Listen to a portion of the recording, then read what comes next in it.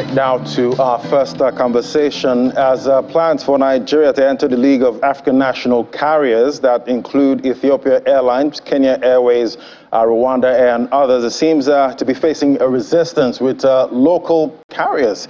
Let's talk more now about this with Dr. Alexander Nwuba, President, Aircraft Owners and Pilots Association of Nigeria, joining us right here in the studio. Good morning. Good morning. Thank you for having me. Happy New Year. And great to have you. My pleasure as well. So it's obviously, it'll be nice, for Nigeria to join this league. Certainly. We have our own national carrier. That's the pride of, most nations. But this particular deal seems to have some kind of issue. First of all, I want you to break it down for us. Okay. What this whole deal entails. Right. It is a proud thing that we have a national carrier. We return to the days when we had Nigerian Airways at major international airports. So you arrived in London, you were going through the airport, you see the Nigerian flag right up there with everything in South Africa and Dubai and everything else. That's what everybody wants, including the airline industry, including individuals like us in the industry. The challenge has been that there is a lack of information about the intent of government in terms of, yes, we want to get this done, but the information that flows out is not consistent with the vision Nigerians would like to have. For example, we don't want something called Nigerian Airways owned by Ethiopian Airlines.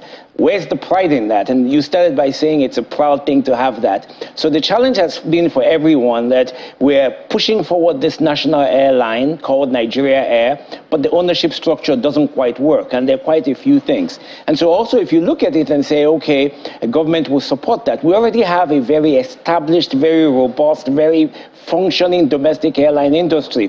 Why can't that scale to become the pride that we have? I mean, every airplane carries a flag, and so we haven't addressed that issue. So everybody's asking the question, why are we approaching this thing in such an unclear manner? And that's the concern that's led to the issues we find ourselves in. So it's supposed to be a 95% stake that Ethiopia Airlines supposed to have in this deal. Or somewhere around. So the idea is this, is that it will be majorly owned by Nigerians. So majorly to government means 51%, where the federal government would own 5%, Nigerian investors will own 46%, that would give us 51, and then Ethiopian would own 49. But if you look at it from the way business is conducted, 49 is the largest shareholder. So essentially it will be an airline owned by Ethiopian Airlines because they're the largest shareholder, and so they will shape the policies of that airline. In shaping that policy, are those policies consistent with what Nigerians expect? Ethiopian Airlines is a government airline, so would they be pursuing the best interest of Nigeria or the best interest of Ethiopia? Especially if we look at the evolving aviation landscape. Africa is looking towards a single air transport market. So basically you can fly from Accra to Johannesburg or from Ibadan to Egypt. Somewhere, and so that's a single air market. When you have that and we don't have control of our own industry and our own market, not only is it a pride issue, but we also lose many things, including our national security interest. So would you say it's a funding issue? It cannot be. Who is Ethiopia?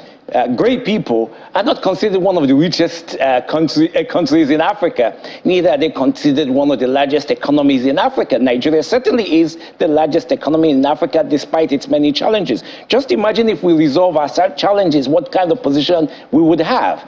So the reality is that it cannot be a funding issue because we've always found money to address our needs. And so we must find money to address this national security need and this economic need as well as this pride issue for us as Nigerians. Right. So let's look at the incentives, now that, Ethiopia Airlines are supposed to be getting, from the government. First of all, this 15-year moratorium from the Nigerian government. It's quite a big one. 15 years is a long time, but how do you see that? Well, the truth is that we say that that's the case, but I don't actually think that's the case. Ethiopia has proposed a 15-year moratorium. It's not unusual to do that. When you come in as a foreign investor into any market, one of the things you want is tax relief, so that you can make money as long as possible, save a lot of money in taxes so you can actually grow and scale your business. So it's essentially a proposal from Ethiopia Ethiopian Airlines is not an unusual proposal. It's not an unfair proposal. It's not one that government necessarily has accepted, but it is not a bad proposal. The question is, it's not even the tax incentive that concerns me.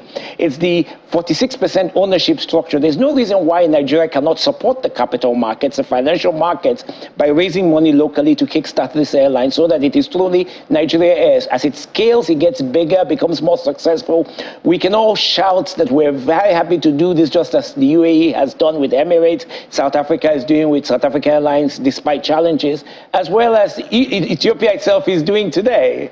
So, talking about national carriers now, take for instance South Africa. They've had their issues, absolutely, with funding, right. And looking at Nigeria Air, let's say for instance we sort out all of these issues, and we take off, with Nigeria Air. How do we plan it to make sure we do not fall into those kind of issues that most other countries have with their national carrier? Well, we cannot be under the illusion that having a national carrier means that it's self-sustaining.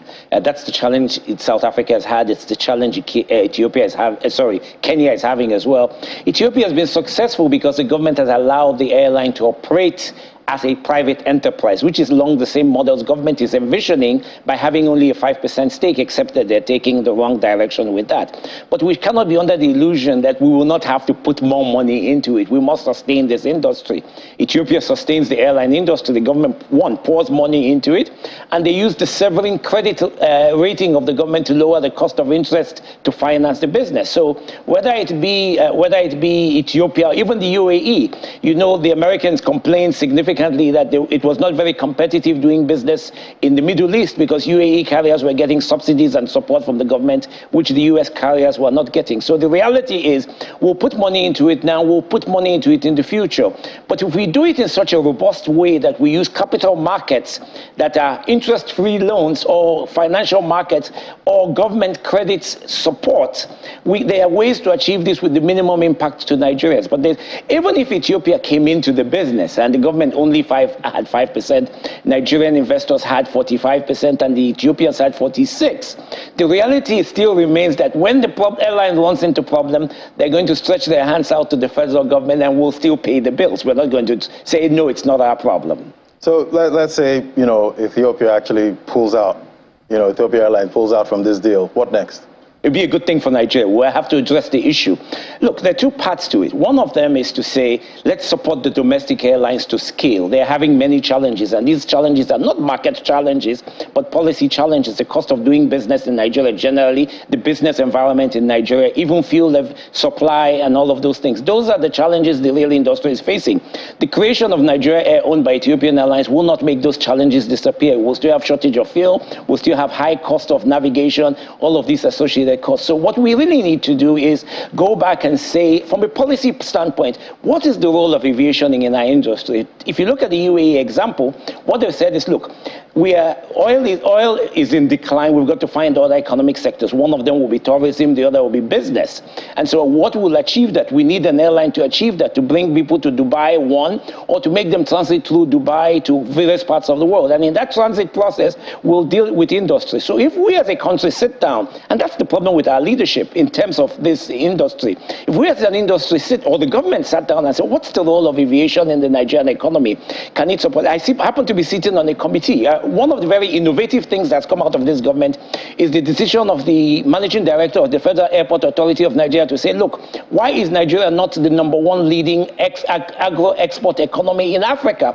And so what are the challenges we'll face doing that? So he said, now we've identified the problem, how do we solve the problem? So he gets the best minds in the industry together and say, move us to #1 in the next 2 to 3 years. He's not going to be there in 2 or 3 years' time if the government does not return. If it returns, he'll be there. But he's not looking at that. He's simply saying, what will it take to move this country to move to #1 position? What are the policies we need to put in place? He invites the public sector, combines them with the resources of the public sector and says, let's take these actions, government will support that initiative.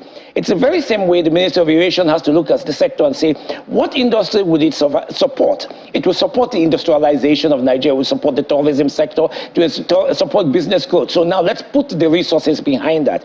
Giving that to a foreign country, majorly, is just not going to achieve that, because the focus will always be on their own economy.